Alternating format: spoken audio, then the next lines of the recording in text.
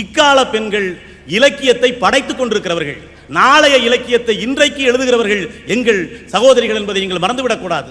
நடுவர் அவர்களே, இக்கால பெண் கண்ணகியை பற்றியெல்லாம் ரொம்ப உருக்கமாக சொல்லிட்டு போனார் அண்ணன் பால்ராஜ். அவர் கேட்கிறாரு, எங்க அணி பேச்சாளர் காவியனுக்கு முளைச்சு 3 இலை விடலுங்கிறார்.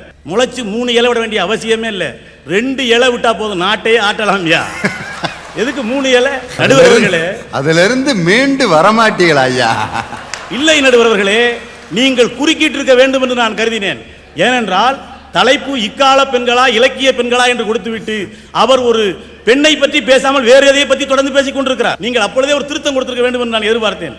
நடுவர் அவர்களே, இக்கால பெண் பிறந்த பிறகு அல்ல முதல் சவாலை சந்திக்கிறாள். எங்கள் சகோதரி கருவுக்குள்ளே இருக்கிற பொழுது முதல் சவாலை சந்திக்கிறாள். நான் கேட்கிறேன், பாஞ்சாலிக்கோ கண்ணகிக்கோ சீதைக்கோ அவருடைய தாய் வயிற்றிலே இருந்த பொழுது ஸ்கேன் வைத்து பார்த்து அந்த கருவிலே கொன்ற வரலாறு இலக்கியத்திலே எங்காவது உண்டா?